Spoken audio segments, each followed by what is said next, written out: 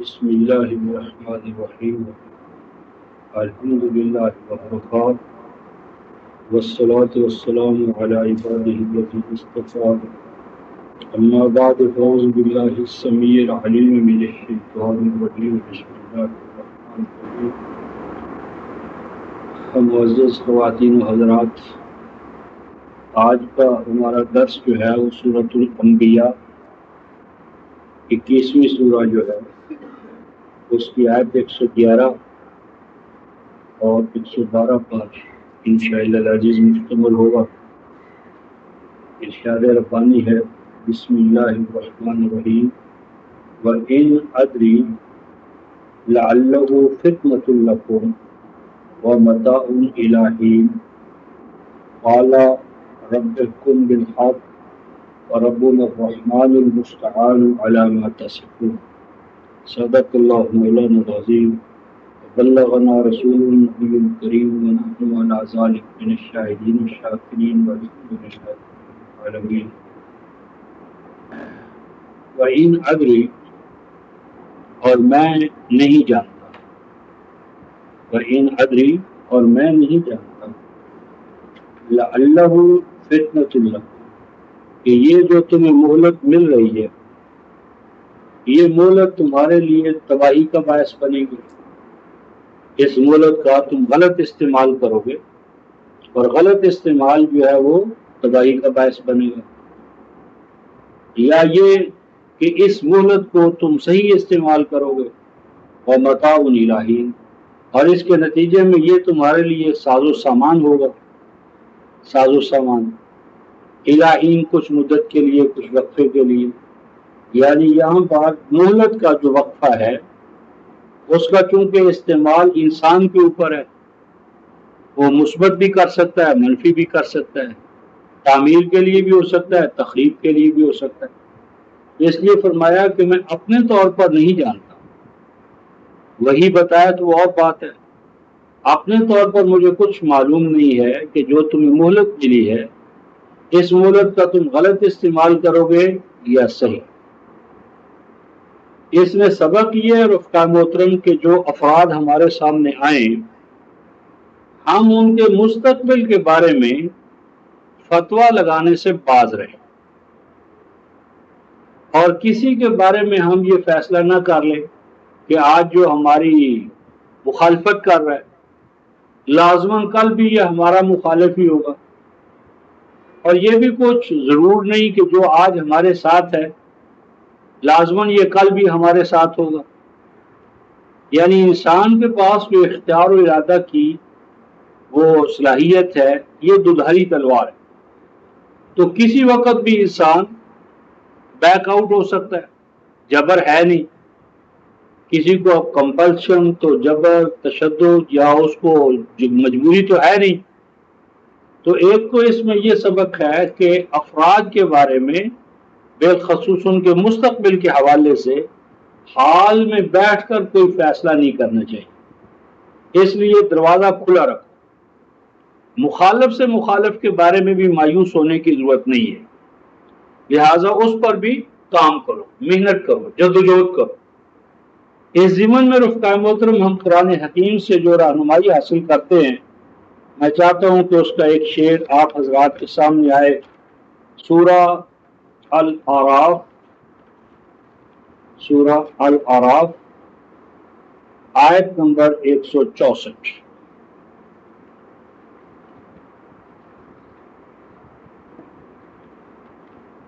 یہاں آیت نمبر 163 سے ایک اہم واقعہ اس حوالے سے قرآن نے ریکارڈ کی ہے کہ بنی اسرائیل کی ایک جماعت، گروہ، وہ سمندر کے کنارے پر آباد تھی، دریا کے سمندر کے کنارے پر آباد تھی، اور وہ چونکہ سبت کرتے تھے، سبت یعنی ایک دن ان کو چھٹی تھی، یا ایک دن جو تھا وہ قوم کی اجتماعی فلاح کے لیے وقف تھا، یعنی 6 دن تم اپنے لیے کام کرو اور 7واں دن جو ہے وہ دوسروں کی فلاح کے لیے وقف تھا۔ یا مثلا 6 گھنٹے اپنے لیے کام کرو، 7واں گھنٹہ امت کو دو، امت کی فلاح کے لیے کام کرو۔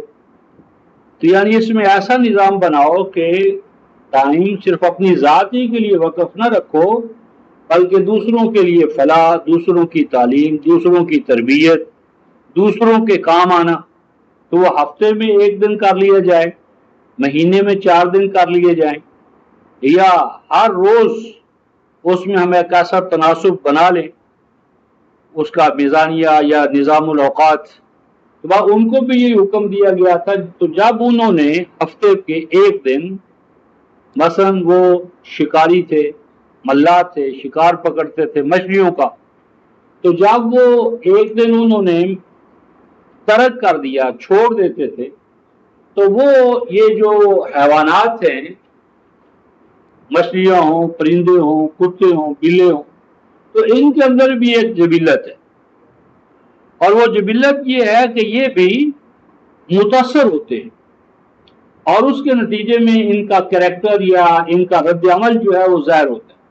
تو جب ان کو ایک ذہن میں ٹائم کا وہ مسئلہ آیا، تو جب سبت وہ کرتے تھے، یعنی جس دن وہ شکار نہیں پکڑتے تھے، 7ویں دن مثلا، تو اس دن مچھلیاں ان کے سامنے سے گزرتی، تو ان مچھلیوں کو وہ للچائی ہوئی نظر سے دیکھتے اور کہتے اے کاش کہ ہم اس کو پکڑنے کا ہمیں حکم ہوتا، اجازت ہوتی۔ تو اس دن وہ پکڑتے تو نہیں، لیکن ان کو اپنے اپنے حوضوں کے اندر گھیر لاتے، پکڑنے کا عمل اگلے دن کرتے، لیکن اس دن وہ ان کو پکڑتے نہیں تھے، گھیر کر لے آتے تھے۔ یہ یہودی ذہنیت ہے، یعنی ایک چیز کو وہ ان لافل گمان کرتے ہوئے وہ کیا کرتے تھے کہ اس کی فصل تو مثلا نہ کاٹی، لیکن باقی تمام مبادیات جو ہیں، بیسز جو ہیں، وہ رکھ لیتے تھے۔ تو یہ یعنی گویا کہ ظاہر میں قانون کی اتباع اور اس کی جو اسپرٹ ہے، جوہر ہے، ایسنس ہے، اس کی خلاف ورزی۔ تو یہ ہے کسی عمل کی یا قانون کی لفظی پابندی، جس طرح آج ہمارے یہاں بس اتنے دفعہ سبحان اللہ کہو، اتنی دفعہ فلاں کہو، اتنی دفعہ فلاں کہو، اور 1 سال گزر جائے تو پھر تم اتنے فیصد زکوٰۃ دے دو۔ تو یہ سارا جو الفاظ کا یا قانون کا لفظی تتبع ان میں آ گیا، اور جو قانون پر چلنے کی اسپرٹ تھی وہ غائب ہو گئی۔ اب ایسی صورت میں قرآن کہتا ہے کہ وہاں پر 3 مینٹیلٹیز یا 3 گروہ، 3 طرح کے رجحانات ظاہر ہوئے۔ ایک گروہ تو ایسا تھا کہ جو اس ذہنیت سے بچا ہوا تھا، یعنی وہ قانون کو، شریعت کو ان اسپرٹ، لفظ اور معنی دونوں حوالوں سے اس کا اتباع کرتا، دونوں حوالوں سے، لفظی اور معنوی دونوں حوالوں سے، یعنی حقیقی معنی میں اس کی اتباع کرتا۔ اور ایک دوسرا گروہ تھا رفقا محترم، جو لفظ اور معنی دونوں میں اس قانون کو وائلیٹ کرتا تھا، وائلیشن۔ اور ایک تیسری جماعت تھی کہ جو لفظ اور معنی دونوں حوالوں سے وائلیشن بھی نہیں کرتی تھی، اور جو وائلیشن کرنے والا گروہ تھا اس کو وہ جا کر سمجھاتے تھے، بتاتے تھے، قائل کرتے تھے کہ بھئی یہ تم غلط کر رہے، ایسا نہیں کرنا چاہیے، ایسا کرنے سے ہماری قوم، امت، ہم تباہ ہو جائیں گے۔ تو اب وہ جو مڈل والی کلاس تھی، جو خود تو بری نہیں تھی، لیکن وہ بروں کو برا کہنے اور ان کو سمجھانے کی بھی قائل نہیں تھی۔ میاں تم اپنا کام کرو، تم تو برے نہیں ہو، تم تو قانون نہیں توڑ رہے، تمہیں دوسروں کے یعنی ساتھ الجھنے کی کیا ضرورت ہے، تم اپنا اللہ کے ساتھ رشتہ استوار رکھو، تم تو ٹھیک ہو، جب تم ٹھیک ہو تو دوسرے جائیں جہنم میں، تمہیں کیا۔ اور یہ جو مڈل کلاس تھی، یہ تیسری جماعت کو، جو خود بھی صحیح تھے اور غلط کاروں کو صحیح کرنے کی جدوجہد، محنت، مشقت، قربانی وقت کی، جان کی، مال کی، سب کی قربانیاں وہ کر رہے تھے. تو یہ مڈل کلاس ان کو یوں کہتی تھی وَإِذْ قَالَتْ أُمَّةٌ مِّنْهُمْ لِمَ تَعِظُونَ قَوْمًا اللَّهُ مُهْلِكُهُمْ أَوْ مُعَذِّبُهُمْ عَذَابًا شَدِيدًا. کہ اے ہمارے دوستوں، رفیقوں، گروہ، تم کیوں اپنا وقت ضائع کرتے ہو؟ لِمَ تَعِظُونَ قَوْمًا، کیوں تم اپنا وقت لگاتے ہو، انرجیز لگاتے ہو ایک ایسی قوم پر اللہ مہلکہم، صاف نظر آ رہا ہے کہ یہ تو ہلاک ہونے والے، ہلاکت کے گڑھے میں گرنے والے. تو ان ہلاک ہونے والوں کو یا جو زہر کھانے پر تلے بیٹھے ہیں ان پر کیوں تم جا کر وقت لگاتے ہو؟ اور معذبہم عذابا شدیدا، یہ تو جب تک کوئی بہت بڑا عذاب ان کو نہ آ جائے، سزا بہت بڑی نہ ہو جائے، اس وقت تک یہ باز آنے والے نہیں ہیں. یا تو ٹوٹلی انہیلیٹ کر دیے جائیں گے یہ، اور اگر ایسا نہیں ہے تو جب تک کوئی سخت قسم کا بھوچال، زلزلہ، عذاب سخت قسم کا نہیں آئے گا تو یہ باز آنے والے نہیں ہیں. اب وہ جو تیسری کلاس تھی، تیسرا طبقہ تھا، گروہ تھا، کہ جو خود بھی قانون الہی پر چلنے کا جذبہ رکھتا تھا اور دوسروں کو روکتا بھی تھا، تو انہوں نے یوں جواب دیا قالوا معذرۃ الی ربکم ولعلہم یتقون. فرمایا پہلی بات تو یہ ہے کہ جب رب ہم سے پوچھے گا کہ تم موجود تھے، تمہارے ہوتے ہوئے جو لوگ غلط کار ہو رہے تھے، غلط کاروں کو تم نے غلط کاری سے آگاہ کیا یا نہیں کیا؟ ان تک میرا قانون، نظام، پیغام پہنچایا یا نہیں پہنچایا؟ ان کو صحیح راستہ تم نے دکھایا یا نہیں دکھایا؟ تو جب یہ ہمارا حساب کتاب کا وقت آئے گا تو ہم کیا کہیں گے؟ خاموش رہیں گے؟ کیا ہمارا جواب ہوگا؟ معذرتاً الی ربکم. تو ہم یہ فریضہ اس لیے انجام دے رہے ہیں کہ ایک تو اپنے رب کے ہاں سرخرو ہو سکے، اور دوسری بات یہ ہے کہ یہی لوگ اگر قیامت کے دن ہمارے بارے میں سوال اٹھا دیں گے کہ اللہ مانا ہم تو غلط کار تھے، مانا، لیکن یہ جو مصلحین ہیں یہ آئے تھے ہمیں سمجھانے کے لیے، آئے تھے ہمیں صحیح راستہ بتانے کے لیے، آئے تھے ہمیں قائل کرنے کے لیے، ہمارے شکوک و شبہات دور کرنے کے لیے، تو ہم کیا جواب دیں؟ اور دوسری بات یہ بیان فرمائی رفقا محترم وَلَعَلَّهُمْ يَتَّقُونَ. فرمایا کہ ہمیں کوئی وحی نے آ کر بتا دیا ہے کہ یہ لازماً غلط راستے ہی پر چلتے رہیں گے اور یہ واپس نہیں آئیں گے. یعنی اگر ہم غلطیوں سے نکل سکتے ہیں تو ان کے بارے میں ہم نے کیوں فرض کر لیا کہ یہ یقیناً غلط کار ہی رہیں گے؟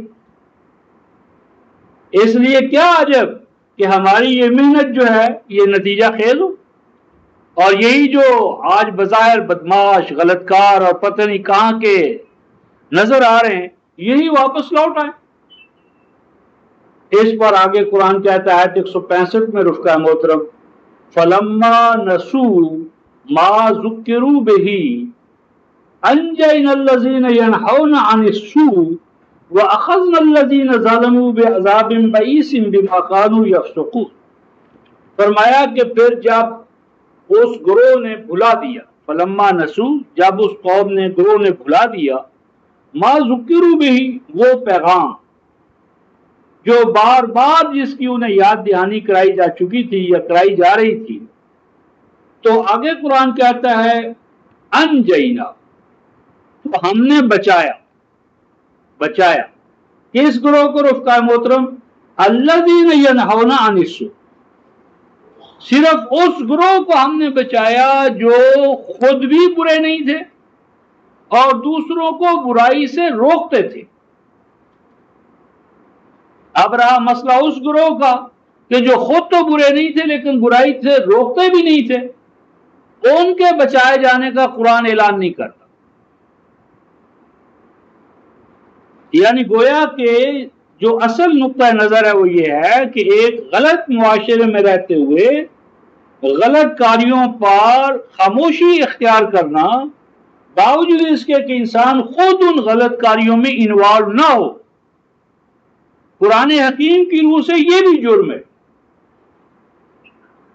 یعنی مجرم کو جرم سے روکنے کی جدوجہد نہ کرنا اور ان کو جرم کے خلاف ان کے اندر ذہنیت، نقطۂ نظر، بیداری پیدا نہ کرنا، یہ بھی قرآن حکیم کی روح سے جرم ہے، اور یہ چیز قوم اس گروہ کے لیے نجات کا باعث نہیں بنے گی کہ وہ کہے جی میں تو ٹھیک تھا، میں تو ٹھیک تھا، دوسرے جائیں جہنم میں۔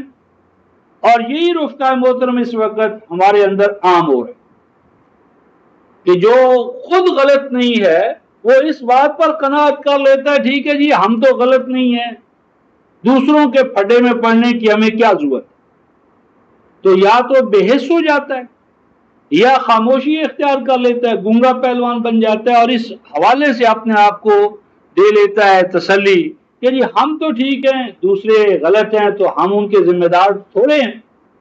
تو اس ضمن میں قرآن حکیم کا یہ جو مقام تھا کہ جو گروہ ہے آپ کا آیت نمبر 111 سورہ الانبیاء کہ متاع الہین، کہ جو آپ کا مخاطب ہے آپ اس کے بارے میں یہ فیصلہ نہ کر لیں کہ لازماً یہ تو تباہی ہوگا، تباہی کے علاوہ تو کوئی اور صورت ہے ہی نہیں، دوسری صورت بھی ہے، وہ ہے متاع الہین۔ کیا عجب کہ یہ جس کو آج ہم کہہ رہے ہیں کہ یہ تو غلطی سے باز آنے والا نہیں ہے، تو اسی پر اگر ہم محنت کریں، اسے سمجھائیں، تو کیا عجب کہ آپ کی اور میری افہام و تفہیم سے، سمجھانے سے صحیح راستہ جو ہے اس کے سامنے واضح ہو جائے۔ اور اس ضمن میں رفقائے محترم جس صورت احوال میں آج ہم مبتلا ہیں اس کے حوالے سے خاص طور پر ہمارے لیے سورہ شورا 42ویں سورہ جو ہے اس کی آیت نمبر 15 اور 16 جو ہے اس میں ہمیں مستقل اس صورت احوال کا حل بتایا گیا، جس صورت احوال میں آج ہم مبتلا ہیں۔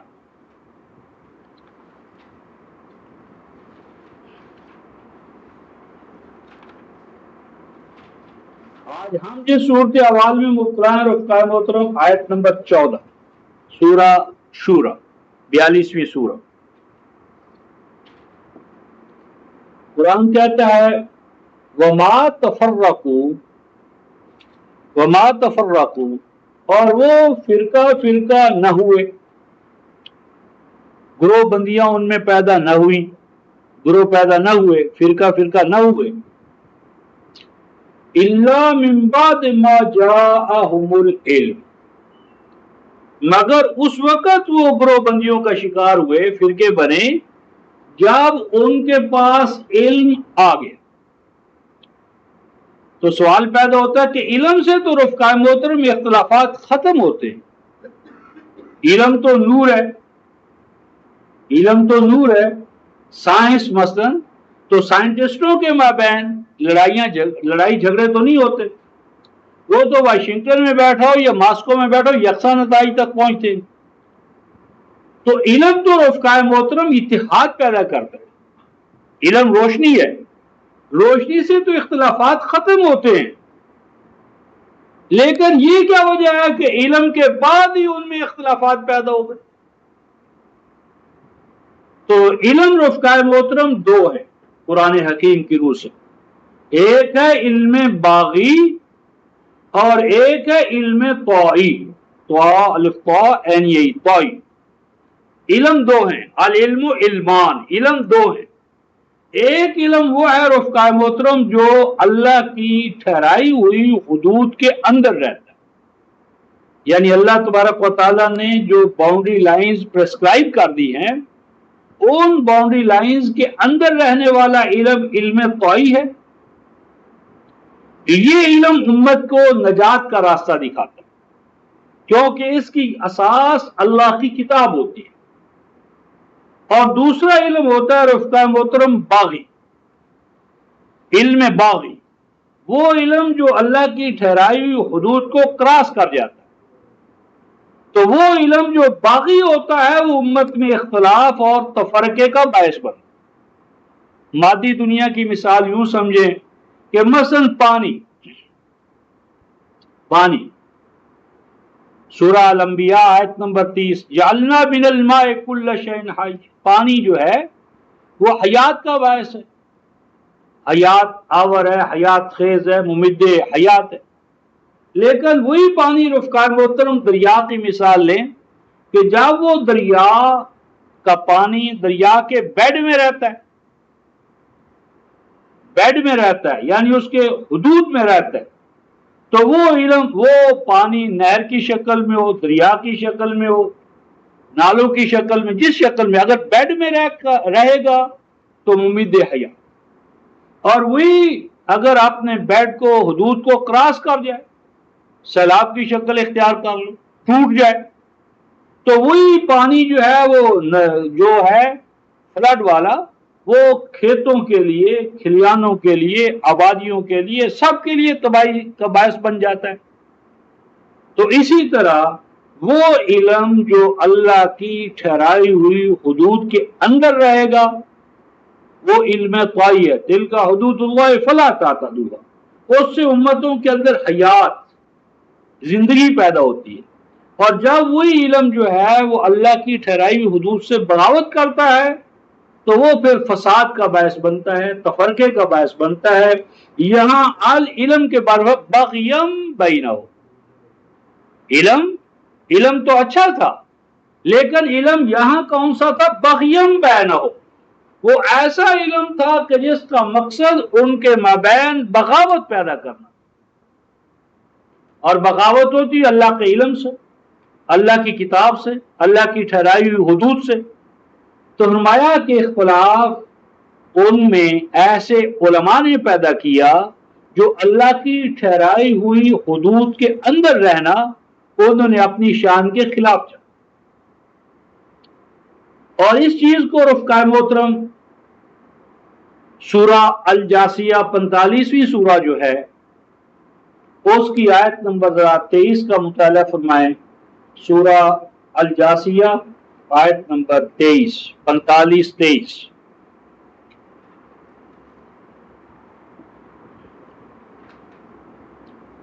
افرأیت من اتخذ الہہ ہواہ، یہ شرک کا ایک نیا مفہوم قرآن میں۔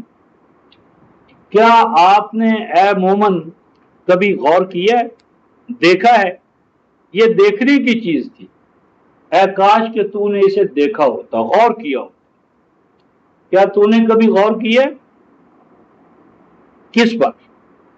من، ایک ایسے انسان پر، ایک ایسے گروہ، انسان، جماعت، اتخذ الہہ ہواہ، کہ جس نے بنا رکھا ہے، بنا لیا ہے اپنا خدا، الہ، کہ جس نے اپنا اللہ، قانون دینے والا، نظام دینے والا،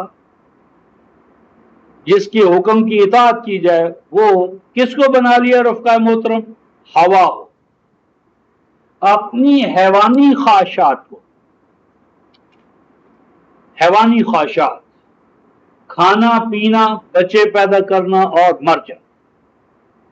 قرآن حکیم کے حوالے سے رفقائے محترم سورہ محمد آیت نمبر 12، کفر قرآن نے کس چیز کو قرار دی ہے؟ کفر ہے کھانا پینا، بچے پیدا کرنا اور مر جانا۔ اس کو ہم کہتے ہیں میٹیریلسٹک کنسپٹ آف لائف، میکانکی نظریہ حیات، مادی نظریہ حیات، یہ کفر ہے حضور قرآن، یہی الحیات الدنیا ہے۔ فرمایا کہ اس نے پکڑ رکھا ہے، بنا رکھا ہے اپنا خدا، الہ، کس چیز کو؟ ہوا، اپنی خواہشات، حیوانی خواہشات، من چاہی کرتا ہے، من چاہی، جو اس کا من چاہتا ہے وہ کرنے لگتا ہے۔ آگے قرآن کہتا ہے رفقائے محترم وَأَضَلَّهُ اللَّهُ عَلَىٰ عِلْمٍ، اللہ ایسے انسان کو گمراہ قرار دیتا ہے، اللہ ایسے انسان کو گمراہ قرار دیتا ہے عَلَىٰ عِلْمٍ، علم کے باوجود۔ ایسا انسان عالم بھی ہو سکتا ہے، علامہ بھی ہو سکتا ہے، لیکن اس کا علم ہے بس خواہشات نفس کو پورا کرنا، خواہشات نفس، اس کے تقاضے، کھانے کی چاہت، پینے کی چاہت، بیویوں کی چاہت، بچوں کی چاہتیں، ان کے تقاضے اور فرمائشیں. تو فرمایا کہ علم کے باوجود ایسا شخص اللہ کی نظر میں گمراہ. وَخَتَمَ عَلَى سَمْعِهِ وَقَلْبِهِ، اور فرمایا کہ ایسے انسان کے جو کان ہوتے ہیں وہ ہر چیز سنتے ہیں پر اللہ کے کلام کو سننے کے حوالے سے وہ بند ہو چکے.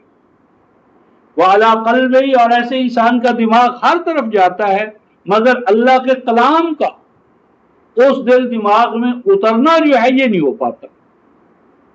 وَجَعَلَ عَلَى بَصَرِهِ غِشَاوَةً، اور ایسے انسان نے اپنی آنکھوں پر پردہ ڈال رکھا، ایسے انسان کی آنکھوں پر پٹیاں. اور آگے فرمایا فَمَن يَهْدِيهِ مِن بَعْدِ اللَّهِ أَفَلَا تَذَكَّرُونَ، ایسے شخص کو کون ہدایت یافتہ قرار دے سکتا ہے کہ جسے اللہ گمراہ قرار دے دے. اللہ گمراہ کرتا نہیں ہے، گمراہ قرار دیتا ہے.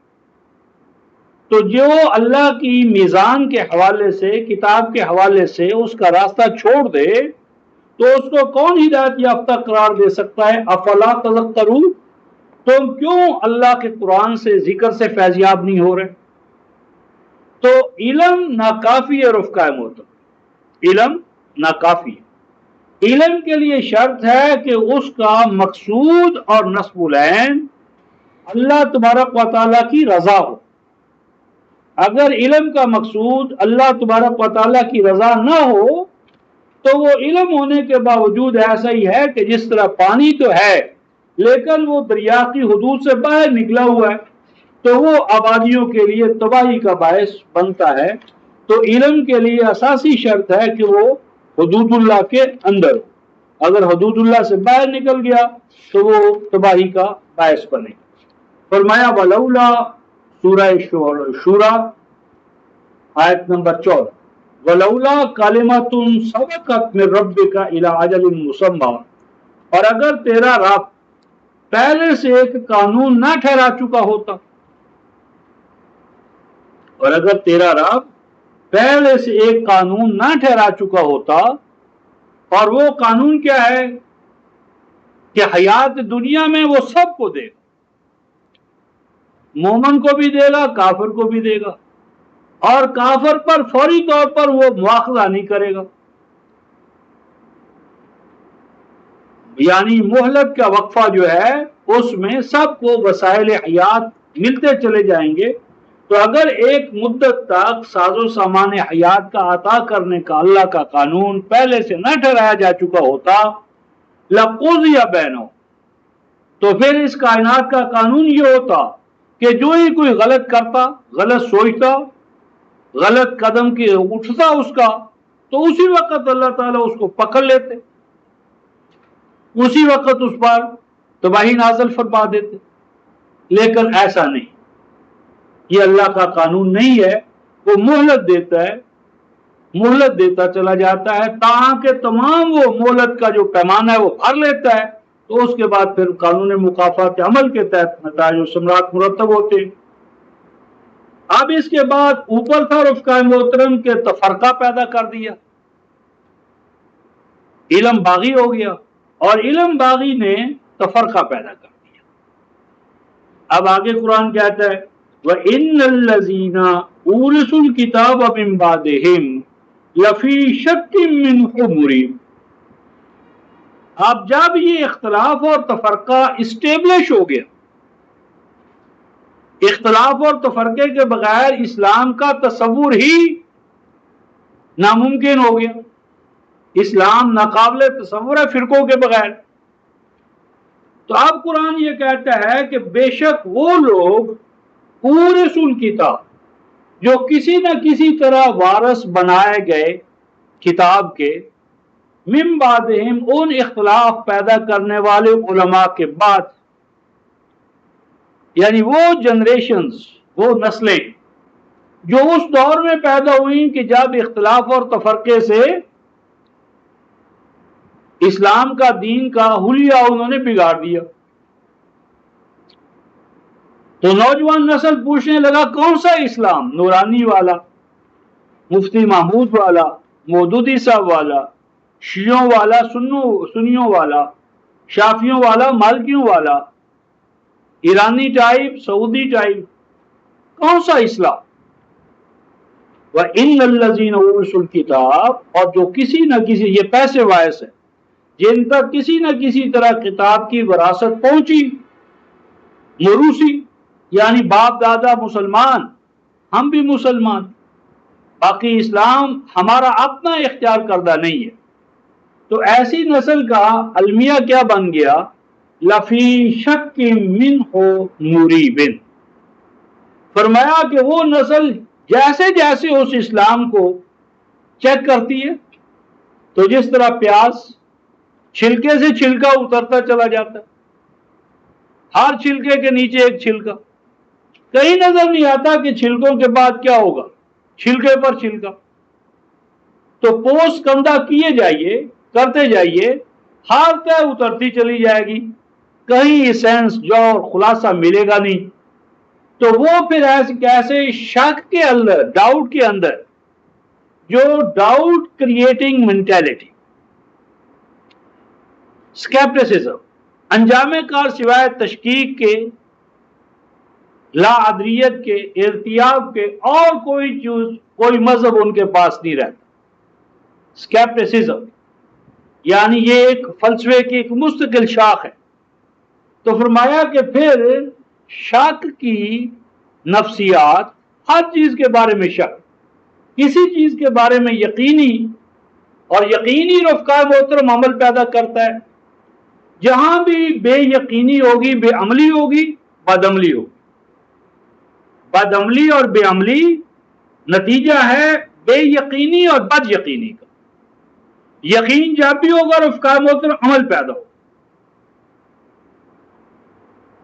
اگر ہمیں یقین ہوگا رفقہ محترم کہ اس جگہ، اس سوراخ میں سانپ ہے، کبھی ہم اس میں پاؤں اپنا نہیں دیں گے، اور شک بھی ہو جائے رفقہ محترم، بھوک بھی ہمیں لگی ہے بہت زبردست، کھانے بھی طرح طرح کے ہمارے سامنے رکھیں، ضرورت بھی ہماری ہے، لیکن کوئی کان میں ایسے ہی آ کر کہہ دے کہ اس کھانے میں یا ان کھانوں میں زہر ملا ہوا، نہ زہر نظر آ رہا ہے، نہ ملانے والا نظر آ رہا ہے، نہ ملانے والے کو ہم نے دیکھا ہے، نہ کوئی دائیں بائیں نظر آ رہا ہے، مجرد ایک شک ہمارے ذہن میں ڈال دیا کسی نے، تو بھی اب کھانوں کو نہیں کھائیں گے، خواہ وہ کتنے ہی پرکشش نظر کیوں نہ آئیں، اور بھوک کتنی ہی شدید کیوں نہ ہو۔ کیوں؟ اس لیے کہ ہم اپنی قیمتی یعنی جان، قیمتی جان کو ہم خطرے میں نہیں ڈالنا چاہتے، بھوکے رہ جائیں گے اور ادنا گھٹیا خوراک کھا لیں گے، اعلیٰ کو چھوڑ دیں گے، تو اس کا مطلب ہے کہ قیمتی چیز جو بھی ہوگی رفقہ محترم، اس کو ہم کبھی خطرے میں نہیں ڈالیں گے۔ اگر جان قیمتی ہے تو اس کو خطرے میں نہیں ڈالیں گے، تو اگر ایمان قیمتی ہوگا تو ایمان کا خطرہ کیا ہے؟ بدعمالی۔ تو اگر ایمان یقین کے مقام پر ہوگا تو اعمال صالحہ کا سرمایہ خود بخود پیدا ہوگا۔ جب اعمال صالحہ کی پونجی اب جمع نہیں کر رہے تو کہیں نہ کہیں ہمارے یقین میں شگاف ہے، یقین کی جگہ پر بے یقینی ہے، اور بے یقینی بد یقینی، اور بد یقینی کا معنی ہے بے عملی، بد عملی، معصیت کوشی، نشاط کاری۔ تو قرآن کہتا ہے کہ اے نبی، یہی تو وہ سچویشن ہے، صورت احوال ہے۔ اگلی آیت دیکھیں، آیت نمبر 15، فَلِذَالِكَ فَادْعُ، یہی تو وہ مذاہب کا پیدا کردہ شک، شکوک و شبہات کی ظلمات ہے کہ جو اس امر کی متقاضی ہیں کہ آپ دعوت کا فریضہ انجام دیں، دائی کے طور پر میدان میں کھڑے، دائی کے طور پر نکلیں۔ گویا کہ دعوت کیا ہے؟ دعوت ہے رفقہ محترم یقین کی دعوت، اور یقین کی دعوت وہ دے گا جو شکوک و شبہات سے نکلا ہو، اور اگر وہ خود ہی شکوک و شبہات میں مبتلا ہے، گرفتار ہے، تو دعوت کیا دے گا؟ اور یہ دعوت جو شکوک و شبہات سے نکالنے والی، اس کا ایک اور تقاضا سورہ یوسف کی آیت 108 میں آیا کہ اعلیٰ قرآن کی طرف دعوت، اعلیٰ وجل بصیرت دعوت، اور بصیرت کو عام کرنے کی دعوت، نور کی دعوت۔ تو فرمایا فَلِذَلِكَ فَادْعُ، پس آپ ان شکوک و شبہات میں مبتلا انسانوں کو نکالنے کے لیے دعوت کا کام شروع کریں۔ اور آگے فرمایا رفقائے محترم وَاسْتَقِمْ كَمَا أُمِرْتَ، شکوک و شبہات کی ماری ہوئی جماعت کو، جمعیت کو، لوگوں کو، امت کو، اور اس میں کام کرنا جو ہے رفقائے محترم یہ بڑا مشکل ہے۔ قرآن کہتا ہے وَاسْتَقِمْ كَمَا أُمِرْتَ، چاروں طرف شکوک و شبہات والے، ایک یقین والا، ہر آدمی گر رہا ہے، ہر آدمی ڈاواں ڈول ہو رہا ہے، ہر قدم پر جو ہے شک کی ظلمت ہے۔ تو فرمایا کہ اے دائی ایسا نہ ہو کہ تو شکوک و شبہات سے نکالنے کے لیے نکلا ہے، کہیں ان کے شکوک و شبہات سن کر تو خود بھی بیٹھ جائے۔ اپنے اندر قوت پیدا کر، وَاسْتَقِمْ، اپنے اندر قوت پیدا کر، طاقت پیدا کر۔ اور یہ قوت و طاقت کہاں سے پیدا ہوگی؟ ابھی اس کا راز آ رہا ہے۔ تو فرمایا کہ قوت و طاقت اپنے اندر پیدا کر اس دعوت کے لیے، کما امرتا، اس امر کے تحت جو آپ کو عطا کیا گیا ہے۔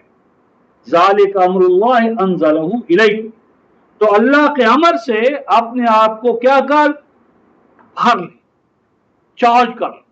جس طرح بیٹری خالی ہو جائے تو اس کو ہم چارج کر لیتے۔ تو فرمایا کہ اپنے آپ کو اللہ کے امر کی اسٹیم، بھاپ، جوش، ایمان، یقین، وہ اپنے اندر پوری طرح بھر لے۔ اور آگے فرمایا وَلَا تَتَّبِعْ أَهْوَاءَهُمْ، اور دیکھ اس کام میں آگے بڑھنے کے لیے ضروری ہے کہ جو شکوک و شبہات کے مارے ہوئے فرقے ہیں، گروہ ہیں، امام ہیں، علماء ہیں، ان کے علم سے، آراء سے، ان کی پسند اور ناپسند سے، فتووں سے اپنے آپ کو مرعوب نہ کرنا۔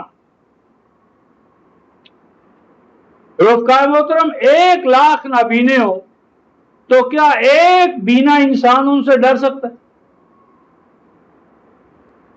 تو جس کے پاس علم الہی کا نور ہے اور وہ ظلمت میں مارے ہوئے علماء سے ڈرے، تو یہ ایسا ہی ہے کہ اندھوں کے مقابلے میں دانا بینا انسان بھاگ رہا ہو۔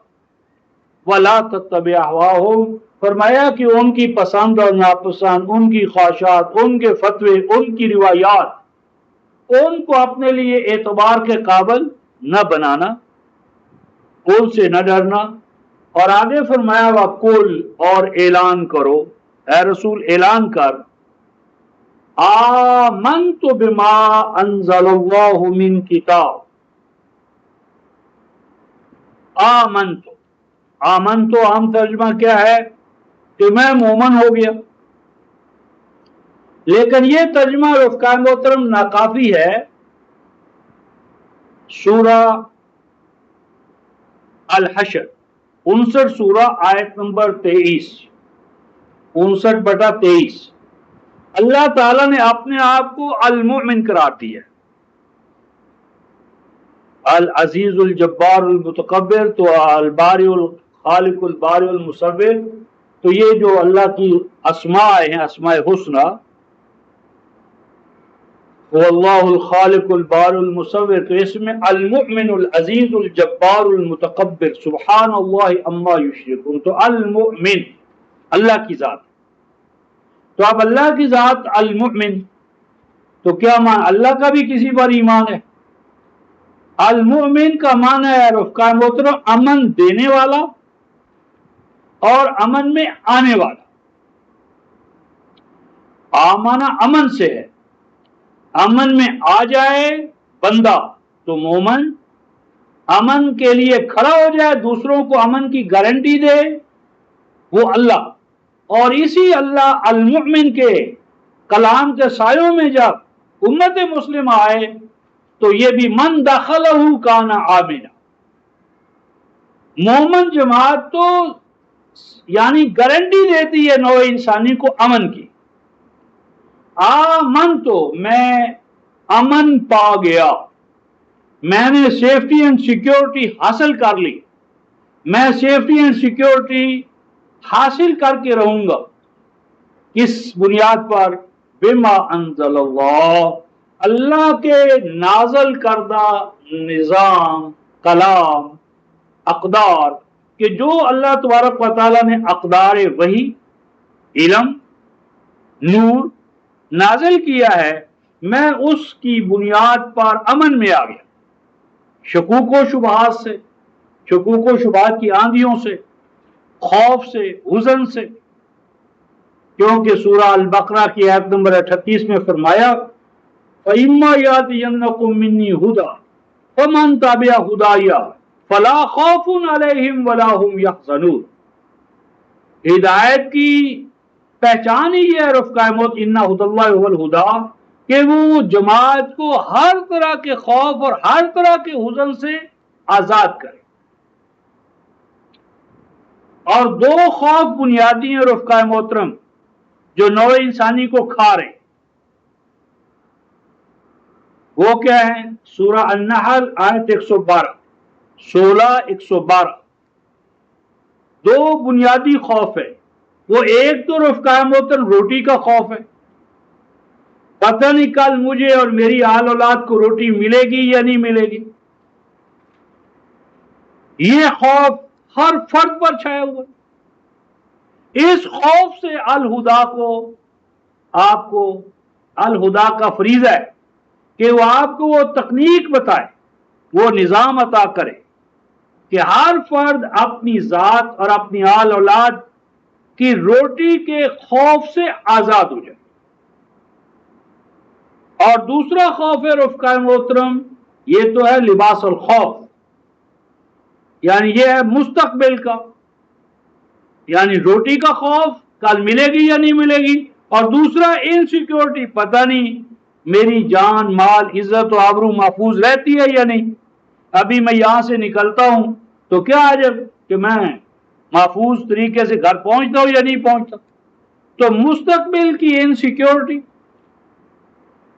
اور مستقبل کو محفوظ رکھنا مادی حوالے سے خوراک پر ہے، تو خوراک کی جو سپلائی لائن ہے وہ محفوظ رہے اور میری جان، مال، عزت و آبرو محفوظ ہے۔ یہ دو خوف جب تک ان سے انسان کو آپ نجات نہیں دیتے تو جنتی معاشرہ قائم ہی نہیں ہو سکتا۔ 16-112 جنتی معاشرے کے قیام کے لیے ان خوفوں سے آزادی ضروری ہے۔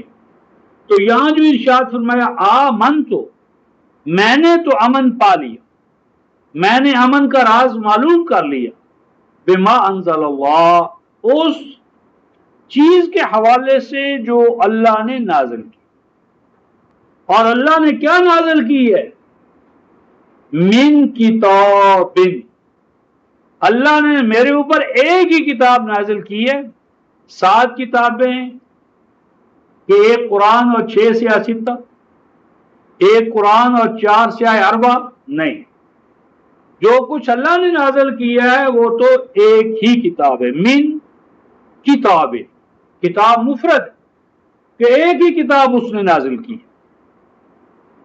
اور اس کے ساتھ رفقائے محترم سورۃ البقرہ کی آیت 285 آمن الرسول بما انزل الیہ من ربہ والمؤمنون، رسول کو بھی رفقائے محترم الکتاب پر ایمان لانا ہوتا ہے، رسول کتاب الہی کا اول مومن ہوتا ہے۔ بس جب یا ایھا الذین آمنوا کہا جائے گا تو رسول اس میں شامل ہے۔ اگر آپ کہیں جی یا ایھا الذین آمنوا میں رسول تو شامل ہی نہیں، تو پھر رسول کے لیے صوم فرض ہے، قرآن سے دکھاؤ۔ صوم کے لیے کتب علیکم الصیام ایمان والوں کو کہا ہے، تو رسول کو کوئی الگ حکم صوم کے بارے میں پورے قرآن میں نہیں۔ اگر ہم یا ایھا الذین آمنوا میں رسول کو شامل نہ کریں تو رسول کے لیے صوم نہیں، رسول کے لیے وصیت نہیں، تو وہ تمام احکام جو یا ایھا الذین آمنوا کے حوالے سے ہیں نبی اور امت دونوں ان کی مخاطب ہے، کیونکہ وہ ایمان والوں کے ایمان میں اول رسول ہے، یا ایھا الذین آمنوا میں اول رسول ہے۔ اس لیے جب ایمان والوں کو حکم ہوتا ہے الرسول کی اطاعت کا، تو یہ الرسول دراصل اللہ کا ضابطہ ہے، اللہ کا میسج ہے، اللہ کا قرآن ہے کہ جس کی اطاعت رسول پر بھی بائنڈنگ ہے۔ تو آمن الرسول بما، تو فرمایا قل آمنت بما انزل اللہ من کتاب، کہ میں تو امن میں آ گیا، میں تو ایمان لے آیا اس پر جو اللہ تبارک و تعالی نے نازل کیا میری جانب مجھ پر، وہ کیا ہے؟ کتاب۔ اس کے بعد رفقائے محترم آج جن مسائل میں ہم الجھے ہوئے کہ وہی یا دعوت کا پہلا کام کیا ہے؟ پہلا کام کیا ہے؟ کہاں سے کام شروع ہونا چاہیے؟ ہم تو شروع ہوتے ہیں نماز روزے سے۔ پہلا نوع انسانی کے اوپر جو وحی کا فیضان ہے، جہاں سے اگلا نظام چلے گا، وہ ہے وَأُمِرْتُ لِأَعْدِلَ بَيْنَكُمْ۔ پہلا کام رفقائے محترم وحی کے حوالے سے یہ ہے کہ نوع انسانی میں عدل قائم کیا جائے۔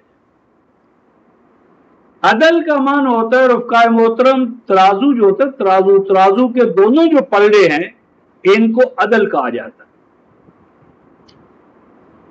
عدل المیزان اے کفقاہ، یعنی ترازو کے دونوں پلڑے، ان میں سے ہر پلڑا عدل کہلاتا ہے۔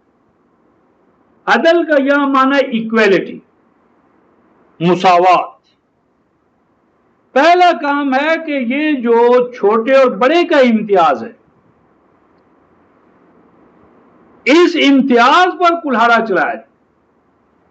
تو جب تک کہ وڈیرے یعنی چھوٹا اور بڑا، یہ چھوٹے اور بڑے کا امتیاز ختم کر کے ایکویلٹی، تو جب عدل کو آپ مان لیں گے رفقائے محترم، اس سے مساوات آئے گی، عدل مساوات سے اخوت آئے گی، اخوت آنے سے ربوبیت آئے گی، ساری جو سڑک ہے رفقائے محترم وہ کشادہ ہوتی چلی جائے گی۔ اور اگر یہ عدل نہ آیا تو نمازیں بھی پڑھیں گے اور محمود و ایاز کا امتیاز بھی رہے گا، ظالم مظلوم بھی ہوں گے، چھوٹے اور بڑے بھی ہوں گے، مالک اور کرایہ دار بھی ہوں گے، آجر و اجیر بھی ہوں گے، نمازیں بھی ہوں گی، حج بھی ہوگا، سب کچھ ہوگا، لیکن نوع انسانی جو ہے وہ سکھ کا سانس نہیں لے سکے، کیونکہ جو ہی وہ مسجد سے باہر نکلیں گے تو محمود محمود ہوگا، ایاز ایاز ہوگا۔ تو پہلا تقاضا رفقائے محترم ہے لِأَعْدِلَ بَيْنَكُمْ۔ اور یہ صرف کوئی نبی پاک صلی اللہ علیہ وسلم کا یہ اعلان نہیں ہے، بلکہ اگر آپ 57 سورہ الحدید آیت نمبر 25 دیکھیں گے تو تمام انبیاء کا پہلا کام تھا عدل کا قیام۔ سورہ الحدید آیت نمبر 25 تمام انبیاء کی رسالت، رسولوں کی رسالت، نبیوں کی نبوت، کتابوں کا نزول، ان کا جو پہلا ہدف ہے، پہلا ٹارگٹ، پہلا نشانہ، پہلا مقصد جو حاصل کرنا مطلوب ہے، جس سے تمام اگلے مسائل حل ہوں گے، وہ رفقائے محترم عدالت۔ اس میں قرآن میں یہ آیا ہے، فرمایا لقد ارسلنا رسلنا بالبینات، ہم نے اپنے رسولوں کو واضح احکام، پروگرام، دلائل، بینات دے کر بھیجا۔ وَأَنزَلْنَا مَعَهُمُ الْكِتَابَ وَالْمِيزَانَ، اور ان کے ساتھ ہم نے کتاب یعنی قانون حیات، دستور حیات نازل کیا، اور واو تفسیر کی ہے۔ وہ دستور حیات کیا تھا؟ المیزان، وہ تھا اصل میں اللہ تبارک و تعالیٰ کا ترازو۔ کتاب الہی ہی اللہ تبارک و تعالیٰ کا ٹھہرایا ہوا ترازو، سکیلز ہے، نارمز ہے، سٹینڈرڈز۔ کیوں یہ کیوں کتاب کیوں نازل ہوئی رفقائے محترم؟ لِيَقُومَ النَّاسُ بِالْقِسْطِ، تاکہ نوع انسانی کو، لِيَقُومَ الْمُؤْمِنُونَ نہیں فرمایا، लियक़ूम अल-मुमिनून, लियक़ूम अल-मुत्तक़ून, नहीं, फरमाया लियक़ूम, ताकि अन्नास, ह्यूमैनिटी ऑन द होल, यानी उसमें काफर हो या मोमन, कुफर और ईमान को एक तरफ रखते हुए फरमाया लियक़ूम अन्नासु बिल-क़िस्त, ताकि नौ इंसानी को किस्त पर कायम किया जाए। यहां एक दूसरा लफ्ज़ किस्त, ये जो रफ़्का अदल होता है, अदल तो होते हैं दोनों पलड़े, और किस्त के अंदर एक नई बात ये आती है कि ये जो तराजू है ये खुद तो खड़ा नहीं होगा, इस तराजू को तवाजुन की हालत में रखने के लिए अल-कासिद, अल-कासिद कहते हैं उस आदमी को कि जिसके हाथ में तराजू और वो दोनों पलड़ों को बराबर रखे। तो ये है कुव्वत नाफिजा। अगर कुव्वत नाफिजा ना हो तो अदल कायम कैसे होगा? तो फरमाया कि अंबिया अलैहिस्सलाम इसलिए आए ताकि वो जो अदल है उसको एक जिंदा हकीकत के तौर पर कायम कर दिया जाए।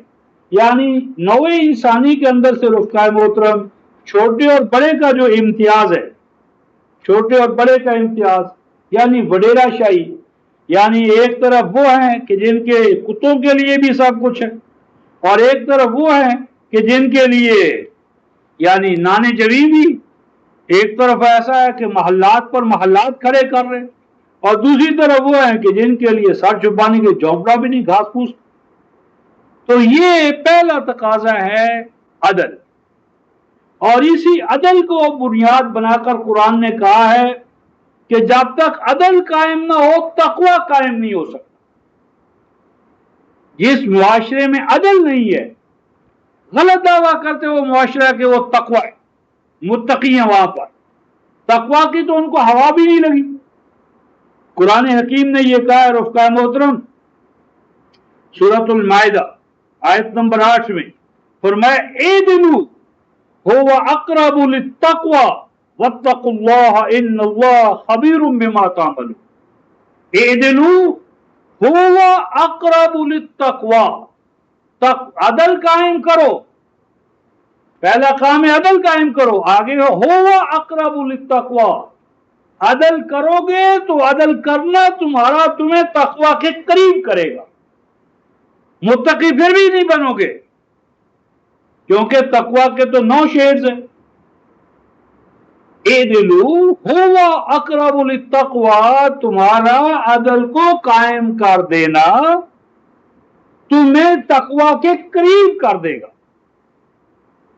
तक़वा की जो नस्बुलैन है उसके तुम जरा करीब आ जाओगे।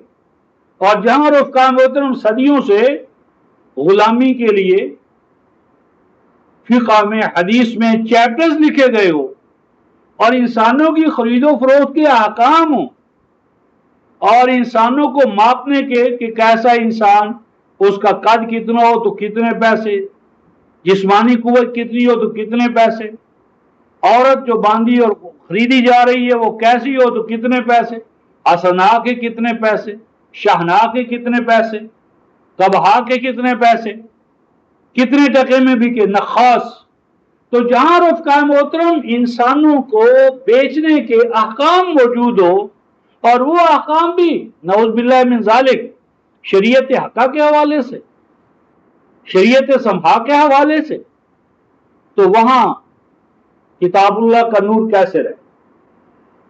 तो ये मैं अर्ज़ ये कर रहा था कि पहला काम नबी पाक सल्लल्लाहु अलैहि वसल्लम को जो दिया गया वो था उमिर तो, सूरह शूरा आयत नंबर 15, उमिर तो, ये मेरा जाती ख्याल नहीं है, जाती इज्तिहाद नहीं है, उमिर तो, आई हैव बीन ऑर्डर्ड, मुझे तो मामूर किया गया है, किस बात पर, ले आदिला बैनकुम, कि मैं तुम्हारे माबैन अदल कायम करूं।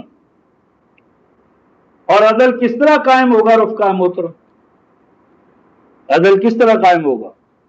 और मैं अल्लाहु रब्बुना व रब्बुकुम, یہ جو رفقائے محترم الحمدللہ رب العالمین کہنا ہے کہ اللہ ہی رب ہے میرا اور اللہ ہی رب ہے تمہارا، یعنی کل ریاست، رعیت، شہری، ان کا رب ایک ہو جائے۔ رفقائے محترم جس کے بچوں کو، مسلمان کوئی شخص ہے، انسان، اور اس کے بچوں کو دوا کے طور پر اگر دودھ نہ ملے، دوا کے طور پر، اور دوسرے کے کتوں کے لیے دودھ ہو، تو کیا دونوں کا رب ایک ہے؟ کون مانے گا کہ دونوں کا رب ایک ہے؟ یہ جو الحمدللہ رب العالمین کہتے ہیں رفقائے محترم، اور کفار اس کو سن کر سیخپا ہو جاتے تھے۔ آئیے ربوبیت کے حوالے سے اس کو بھی دیکھتے چلیں، کیونکہ قریب ہی ہم پہنچے ہوئے ہیں۔ سورہ حامیم سجدہ، پچھلی سورہ ہے 41ویں سورہ۔ رب العالمین کون ہے؟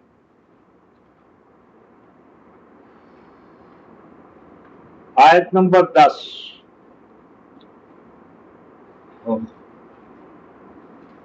9 اور 10 دونوں دیکھ لیں۔ قُلْ أَإِنَّكُمْ لَتَكْفُرُونَ بِالَّذِي خَلَقَ الْأَرْضَ فِي يَوْمَيْنِ، فرمایا ان سے پوچھو کیا تم وہی ہو، أَإِنَّكُمْ کیا تم وہی ہو، لَتَكْفُرُونَ جو کفر کرتے ہو، انکار کرتے ہو، بِالَّذِي اس اللہ کا، خَلَقَ الْأَرْضَ فِي يَوْمَيْنِ کہ جس نے اس زمین کو 2 مرحلوں میں بنایا۔ ایک مرحلہ تو وہ تھا کہ جس میں یہ صرف زمین بنی، اور دوسرا مرحلہ تھا کہ جب اس میں نباتات اگانے کے لیے جو زرخیزی وسائل وہ اس کے اندر مہیا کیے گئے۔ وَتَجْعَلُونَ لَهُ أَنْدَادًا اور اس اللہ کے لیے تم نے مد مقابل ٹھہرا رکھے ہیں، انداز، حالانکہ ذالک رب العالمین، وہ اللہ تو رب العالمین ہے۔ رب العالمین کیا ہے؟ آگے دیکھیے رب العالمین کی تفسیر کیا فرمائی، جعل فیہا رواسی من فوقہا، وہ رب العالمین ہے کہ اس نے اس زمین کے اندر کیا کر دیا، رواسیہ۔ رواسیہ کا عام ترجمہ ہمارے ہاں کر دیں کہ اس نے زمین پہ میخیں گاڑ دی، یہ غلط ہے۔ رواسیہ رفقائے محترم راسیتن کی جمع ہے، اور راسیہ ایسی دیگ کو کہتے ہیں جو ایک جگہ سے دوسری جگہ منتقل نہ کی جا سکے۔ اصل میں یہ زمین جو ہے رفقائے محترم، اس میں اللہ تبارک و تعالیٰ نے پہاڑی سلسلوں کو نوع انسانی کی ضیافت کے لیے دیگوں کی طرح معادن سے، خزائن سے، واٹر ورک سے، غذائی اجناس سے بھر دیا۔ یہ پہاڑی سلسلے معادن سے، ذخائر سے، غذائی اجناس سے، واٹر ورک سے بھرے ہوئے۔ تو یہ اللہ تبارک و تعالیٰ کی نوع انسانی کی ضیافت کے لیے دیگیں، پہاڑی سلسلے۔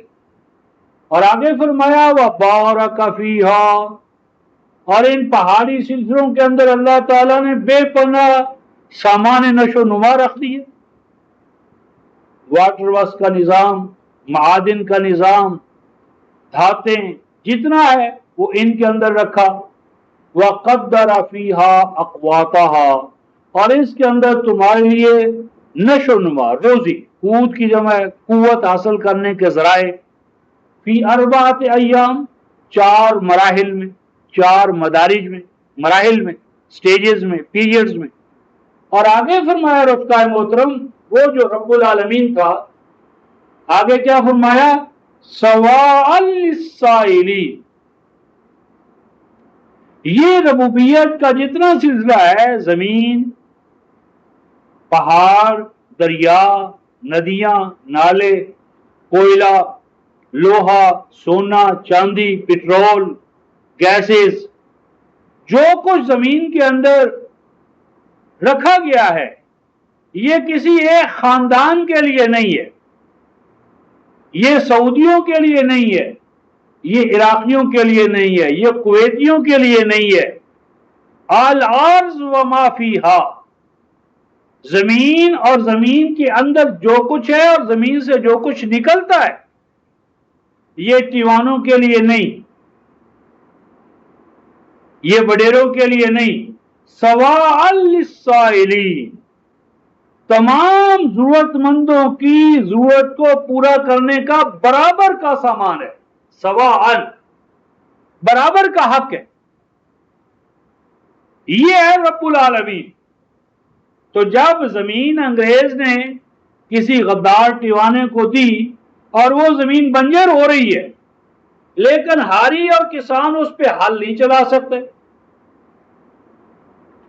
کیونکہ یہ انگریز نے فلاں غدار کے نام لکھ دی تھی. تو اسلام میں رفقائے محترم زمین پر شخصی ملکیت کا دعویٰ باطل ہے. زمین نہ بیچی جا سکتی ہے نہ خریدی جا سکتی ہے. زمین کی خرید و فروخت اسلام میں ناجائز ہے. یہ نظام کفر ہے جس میں زمین کی خرید و فروخت ہوتی ہے، کیونکہ جو بیچ رہا ہے یہ تو اس کی ہے ہی نہیں، اس کا ناجائز قبضہ ہے، ناجائز قابض ہے، وہ بیچ رہا ہے اور دوسرا مجبور ہے وہ خرید رہا ہے. اسلام میں زمین کی خرید و فروخت نہیں ہے. زمین انفرادی ملکیت کی چیز نہیں ہے. تو قرآن کہتا ہے سواء للسائلین، ہر حاجت مند کی ضرورت کو زمین سے پورا ہونا چاہیے. ہر فرد کو رہائش مہیا کرنا اسلامی مملکت کا فریضہ ہے. کاشتکار کو زمین مہیا کرنا ریاست کا فریضہ ہے.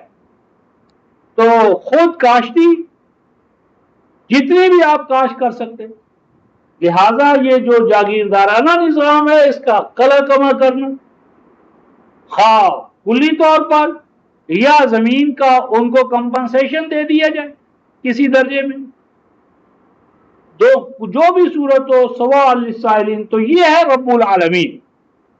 نتیجہ کیا نکلے گا کہ مسجد میں تو کہہ دے گا، نماز میں تو کہہ دے گا الحمدللہ رب العالمین، لیکن جو ساتھ بیچارہ کسان کھڑا ہے، ہاری کھڑا ہے، مزارع کھڑا ہے، تو اس کی ساری محنت کا استحصال کر رہا ہے. وہ اشرفیہ کو 300 رضائیاں بھیج دے گا، لیکن جن بیچاروں کی محنت سے وہ رضائیاں بنی ہیں وہ سردی میں ٹھٹر کر مر جائیں گے، ان کو ایک رضائی بھی نہیں دے گا، کیونکہ ان کو رضائی اگر دے تو نمازی غازی کا خطاب تو اسے نہیں ملے گا. تو یہ ہے وہ بنیادی تضاد رفقائے محترم جو ارشاد فرمایا گیا کہ پہلا کام ہے عدالت. اور عدالت کا لازمی نتیجہ کیا ہے رفقائے محترم؟ سورہ شورى آیت نمبر 15، اللہ ربنا و ربکم، چھوٹے ہوں یا بڑے، یعنی حاکم ہوں یا محکوم، یعنی انتظامیہ کے افراد ہوں، عدلیہ کے ہوں، کسی بھی دائرے میں کیوں نہ، سب کی ربوبیت یکساں ہو. اور چوتھی بات، تیسری بات کیا ہوگی؟ لنا اعمالنا ولکم اعمالکم، ہر آدمی کی درجہ بندی اس کے عمل سے ہوگی، سفارش سے نہیں. یہ نہیں دیکھا جائے گا یہ کہاں پیدا ہوا ہے. پیدائش کو منصب اور مقام کا ذریعہ بنانا تمام فساد کی جڑ یہ ہے. یعنی ایک نکما نااہل نکھٹو صرف اس لیے آگے بڑھ گیا کہ اس کے باپ نے اس طرح کی چیزیں جمع کر رکھی تھی، اور دوسرا آدمی اس لیے پیچھے رہ گیا کہ اس کے باپ نے کوئی ایسا کام نہیں کیا تھا. تو قرآن یہ کہتا ہے کہ لنا اعمالنا ولکم اعمالکم، بناؤ بگاڑ، آگے بڑھنا پیچھے رہ جانا، اس کا دار و مدار ہوگا عمل پر. عمل بنیادی حقیقت ہے، قول نہیں. عامل مقام عزت پر جائے گا، اور جو عمل سے فرار کا راستہ اختیار کرے گا وہ عزت اور احترام کا مقام حاصل نہیں کرے گا. لہذا پوری نوع انسانی کا اور امت مسلمہ کے ایک ایک فرد کا عامل ہونا لیبر ہونا، لیبرنگ کلاس میں ہونا، یعنی محنت، خواہ وہ دماغی محنت ہو، جسمانی محنت ہو، یعنی کوئی نہ کوئی اس کے پاس ٹیکنیکل نو ہاؤ ہونا چاہیے، عمل ہو وہ اس کے ہاتھ میں عامل ہو۔ اور آگے فرمایا تو رفقائے محترم لا حجت بیننا و بین، فرمایا مناظرے چھوڑو، مناظروں میں وقت ضائع نہ کرو، مناظروں میں بحثوں میں سینگ اڑا لینا، بحث برائے بحث، حجت بازی ختم کرو۔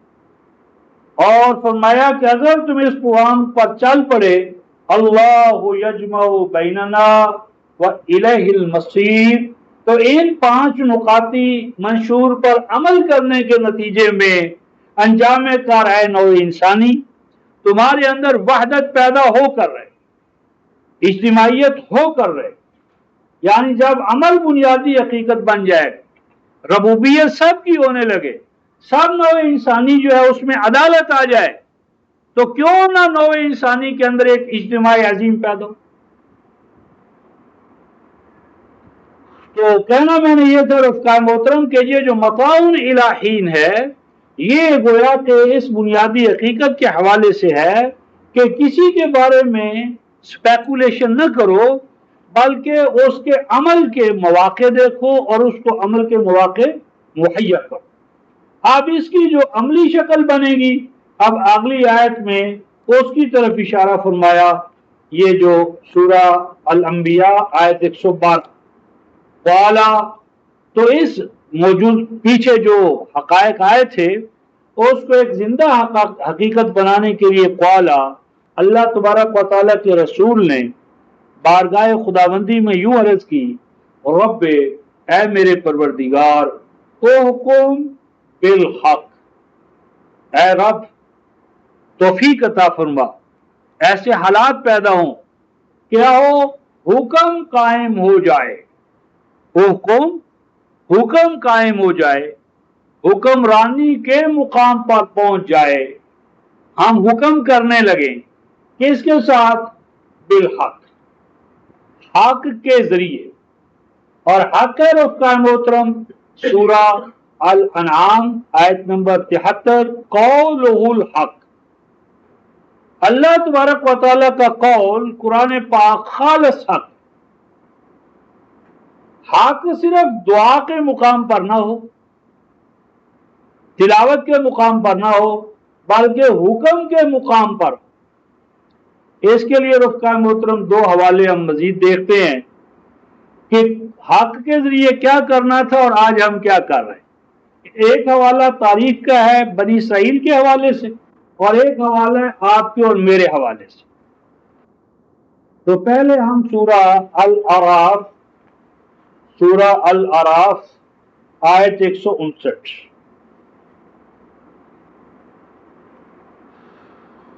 سورہ الاعراف آیت 159، وَمِن قَوْمِ مُوسَىٰ أُمَّةٌ يَهْدُونَ بِالْحَقِّ وَبِهِ يَعْدِلُونَ، فرمایا کہ اے امت مسلمہ، تم سے پہلے موسیٰ علیہ السلام کی قوم میں ایک ایسا گروہ تھا، گروہ تھا، جتھا تھا، جماعت تھی، وہ کیا کام کرتی تھی، یہدون بالحق، وہ رہنمائی کرتی تھی، گائیڈ کرتی تھی، گائیڈنس عطا کرتی تھی، رہنمائی، اور کس کے ذریعے، بالحق، حق کے ذریعے۔ حق کے ذریعے صرف رہنمائی نہیں کرتی تھی، اگلی چیز فرمائی وَبِهِ يَعْدِلُونَ، وہ اس اللہ کے حق کے ذریعے عدالت قائم کرتی تھی۔ وَبِهِ يَتْلُونَ نہیں کہ بس تلاوت کرتے رہتے تھے، وَبِهِ يَعْدِلُونَ، اور وہ اللہ کے قول کے ذریعے عدالت برابری۔ تو جتنے فرقے ہیں ان کو برابر رکھو، کوئی ان میں سے اللہ کی گائے نہیں ہے، یعنی سب کو اللہ کے قول کے حوالے سے پرکھو، اور نوع انسانی کے اندر مساوات قائم کرو۔ امت مسلمہ کے تو قول الہی قرآن حکیم یہ ذریعہ بنے گا ہدایت کا، اور یہی ذریعہ بنے گا عدالت۔ اور امت مسلمہ آپ کے اور ہمارے حوالے سے اسی سورہ الاعراف آیت 181،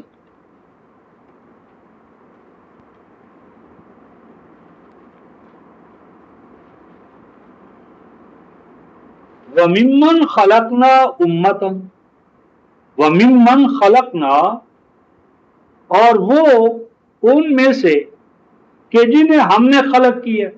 یہ بھی عجیب موضوع ہے رفتہ محترم۔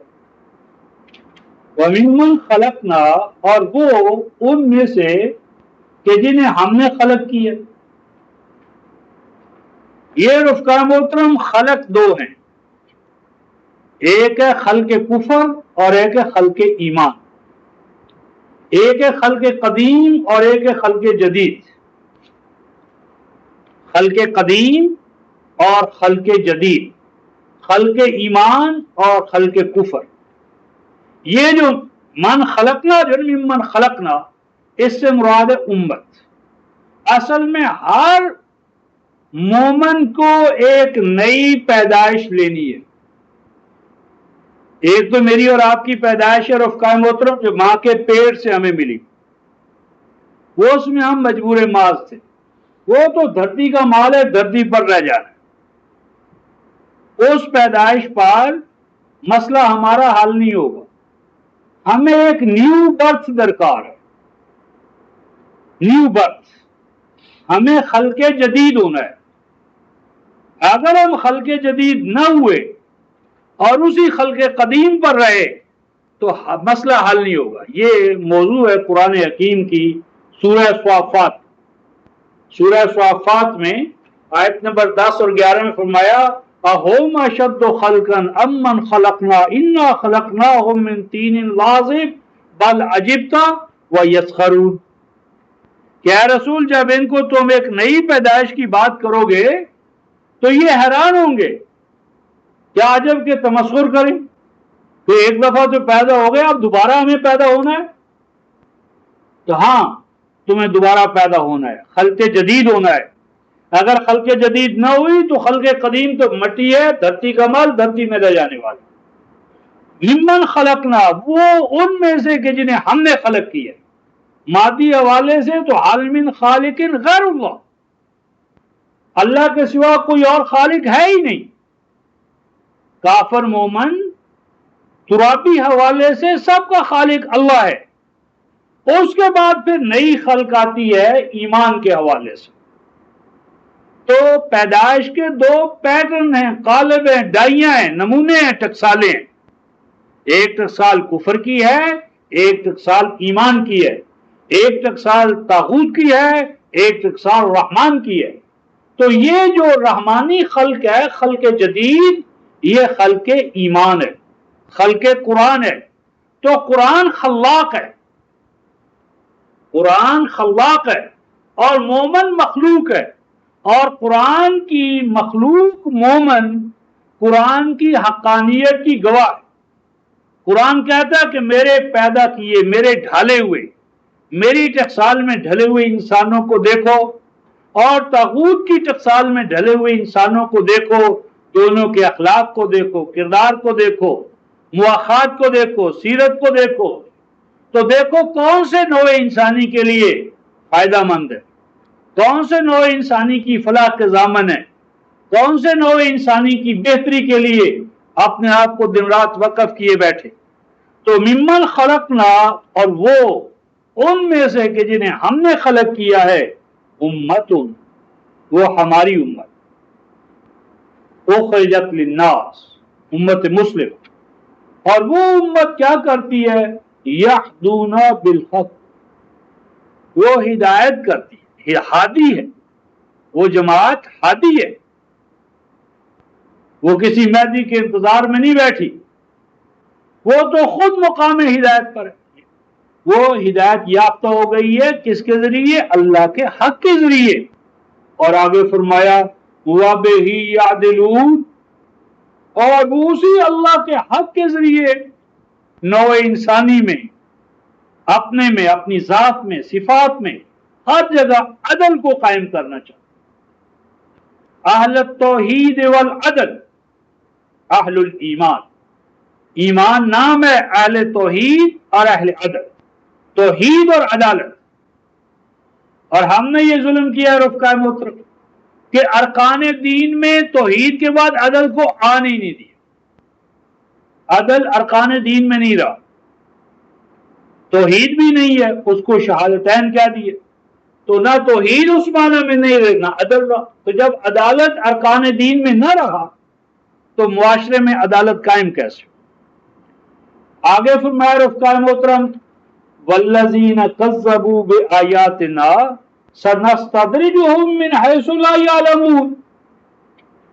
اے ایمان والو، تم عدالت کے لیے کھڑے ہو جاؤ، پہلے اپنی ذات میں عدالت قائم کرو، اپنے اندر بیلنس پیدا کرو، توازن پیدا کرو، احکام الہیہ کے حوالے سے اپنا قیام اور استحکام پیدا کرو، باقی رہا مسئلہ ان کا۔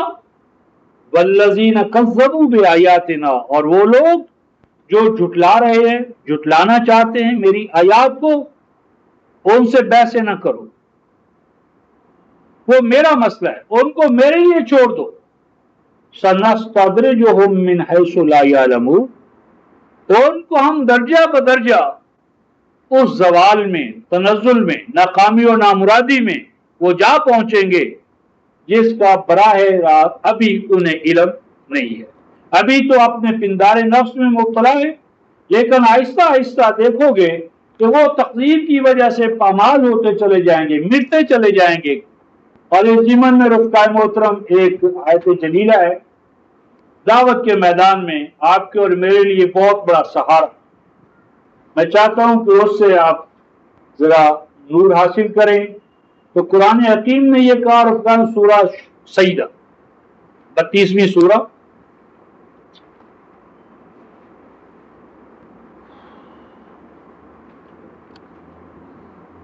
آیت نمبر 22۔ دعوت قرآن، دعوت بآیات اللہ، اس کی مشکلات کا اندازہ اور اس کو سہارنے کا طریقہ کار، انگیز کرنے کا طریقہ کار کیا؟ وَمَنْ أَظْلَمُ، اور اس سے بڑھ کر کون ظالم ہو سکتا ہے؟ سپرلیٹو ڈگری ہے رفقائے محترم، سب سے بڑا ظالم، اظلم اکبر کے وزن پر، سب سے بڑا ظالم، اس سے بڑھ کر کوئی ظالم نہیں، خواہ وہ اپنے آپ کو کچھ ہی کہے، اللہ کی نگاہ میں رجسٹر میں تو وہ ظالم اپنے آپ کو درج کروا چکا۔ کون ہے؟ ممن ذکر بآیات ربہ، کہ جسے مجلس ذکر میں جو لایا گیا تو اس مجلس ذکر میں ذکر کروایا گیا اسے، کس طرح؟ بآیات ربہ، اس مجلس میں سوائے اس کے رب کی آیات کے کوئی قصہ، کوئی کہانی، کوئی روایت، کوئی ضعیف، شاذ، مرسل، منقطع، موقوف حدیث نہیں پیش کی گئی، جو کچھ پیش کیا گیا ذکر بآیات ربہ، جو کچھ اس کو بتایا گیا، اس کے سامنے قرآن رکھا گیا، قرآن رکھ کر قدم قدم پر اسے ہر دعوے کے لیے اس کے رب کی آیات پیش کی گئی۔ پھر کیا ہوا؟ ثم اعرض عنها، اس نے کہا نہیں صاحب، وہاں جانے کا کیا فائدہ، وہاں تو سوائے قرآن کی آیتوں کے کوئی اور چیز پڑھی نہیں گئی، کوئی قصہ نہیں، کوئی کہانی نہیں، کوئی بزرگوں کے اقوال نہیں، بزرگوں سے سنا ہے، کتابوں میں منقول ہے، ایسی تو کوئی بات آئی نہیں۔ ثم اعرض عنها، ایسی مجلس اور اس کا اسلوب اور انداز اسے پسند نہیں آیا، بیک آؤٹ ہو گیا، کنی کترا گیا، دوبارہ آنے کا نہیں صاحب، وہاں کیا جانا ہے ہم نے، وہاں کیا ملے گا؟ خوش آیتیں،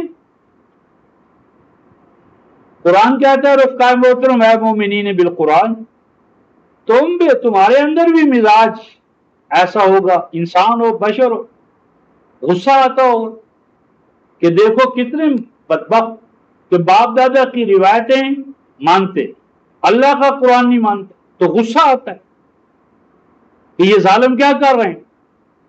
اللہ تعالیٰ فرماتے ہیں کہ تم غصہ، جذباتیت ان کا شکار نہ ہو۔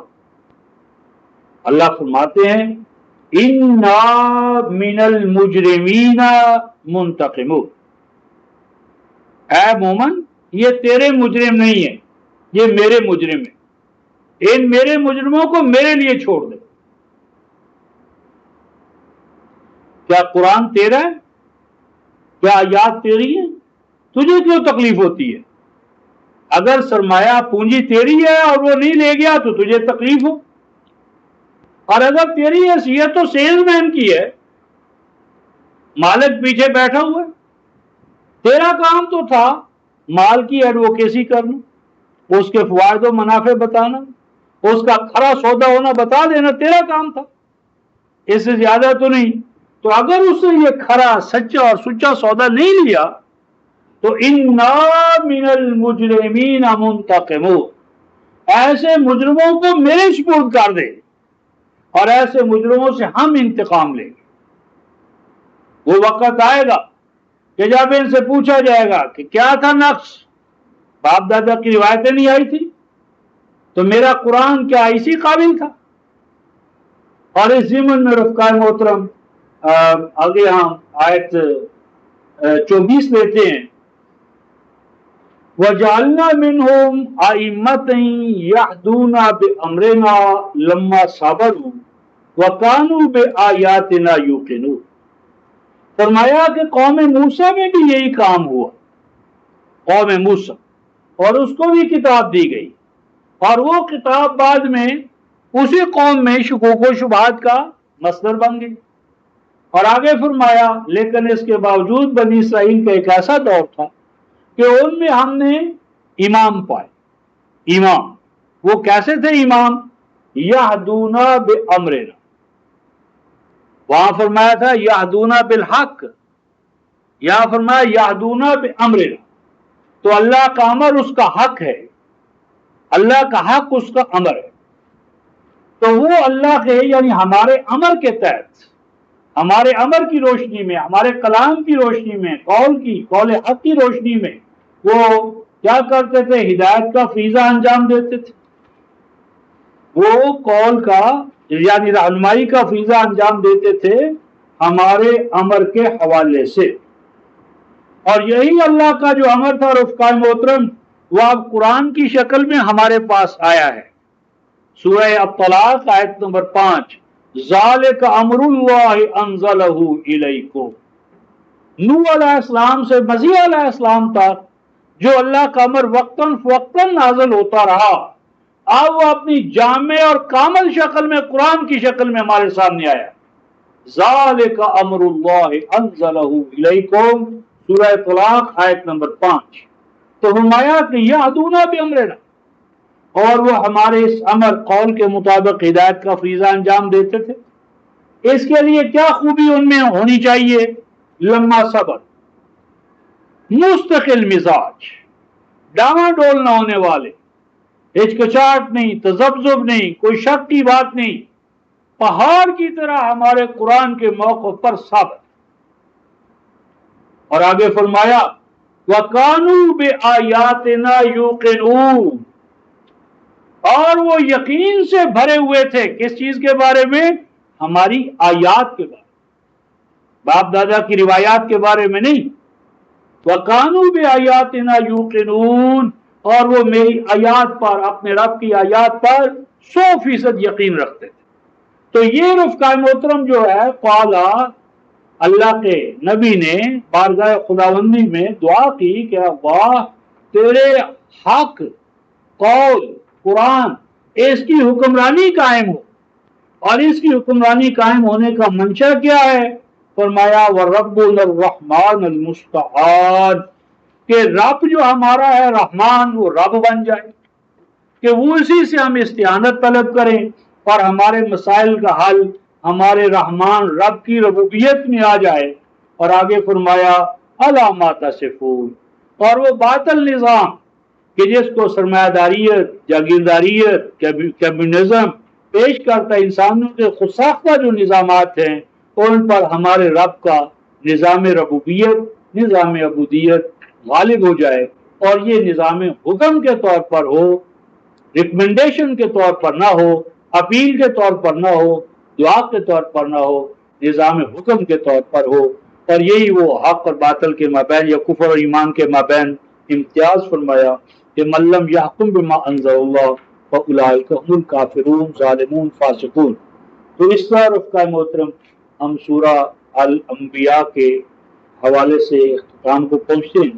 تو کل انشاءاللہ العزیز سورہ الحج سے اگلی سورہ جو الحج 22ویں آ رہی ہے اس سے گفتگو کریں گے، اور پھر یہ دیکھیں گے کہ یہ جو آیت 112 اور 111 ہے یہ کس طرح وہ بیج ہے، جڑ ہے کہ جس بیج سے سورہ الحج پیدا ہو رہی ہے۔